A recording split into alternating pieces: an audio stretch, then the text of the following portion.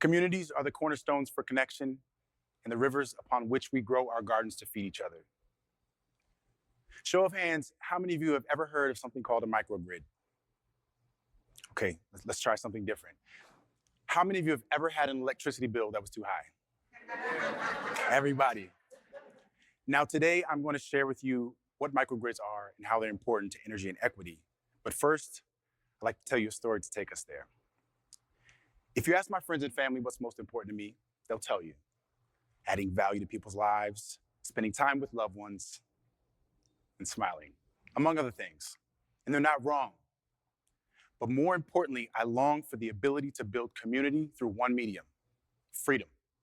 The freedom to travel, the freedom to create, and the freedom to live. In 2017, I wanted to explore what freedom looked like to me. And so I decided I would take a road trip for 2 months across the country, and I would discover the interior of the US. I would understand the priorities of people living there, from Bozeman, Montana to Lafayette, Louisiana. I would speak to people that I would never speak to again.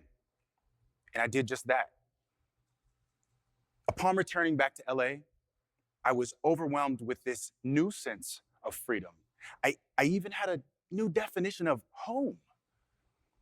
I mean, I'd come back to one of the most expensive cities in the US, if not the world, and I was no longer interested in paying rent to a system that returned nothing on investment. So what did I do? I built my very own tiny home inside a delivery truck. Excluding my friends and family, how many of you know anyone living in a delivery truck right now? Well, now you do. It's nice to meet you. I'm sure you're probably thinking, wait a minute, Vaughn, you live in a delivery truck right now? The answer is yes, and I'll break it down for you. So after finding the perfect truck to build my home in, specifically a 2009 Workhorse W42, amazing machine, I decided that I would start building my home in my mother's driveway in Maryland, as any good son should. For the next 4 months, from September to December of 2018, I worked on building my home every day, from 7 a.m. until the sun went down. I even documented it on YouTube. But in January 2019, I wanted to get back to my life. I missed my friends, I missed my community, and I was excited to see what my friends thought about my home. So I hit the road, and when I got back to LA, my assumptions were correct. My friends were just as excited as I was.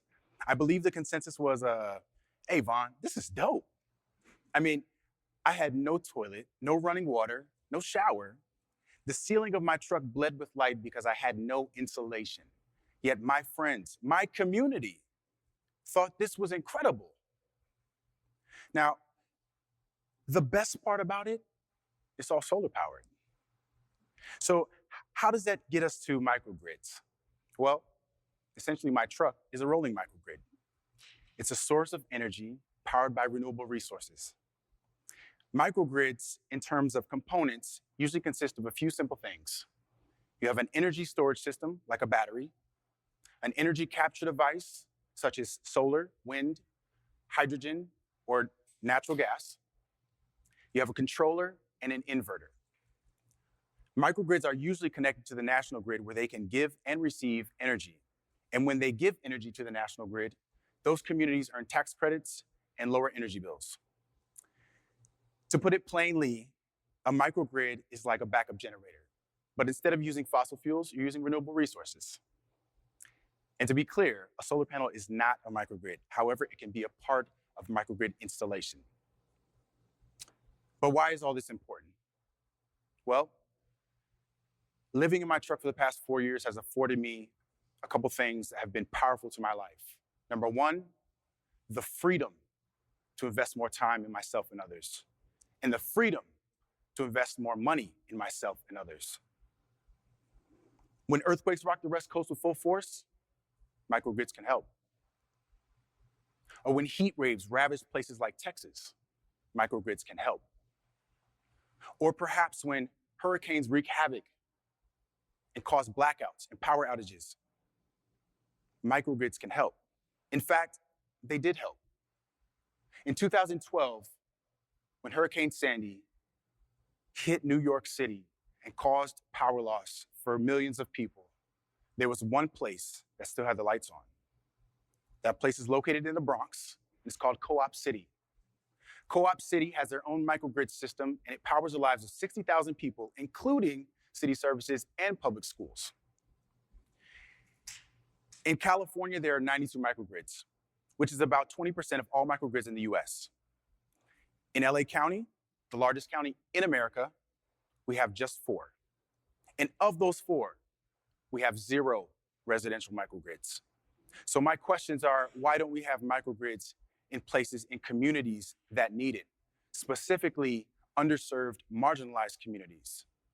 Now, I don't know if it's because of historically oppressive systems that have existed in America for hundreds of years, but we all know Black and brown people are not a priority as it pertains to energy and access to resources.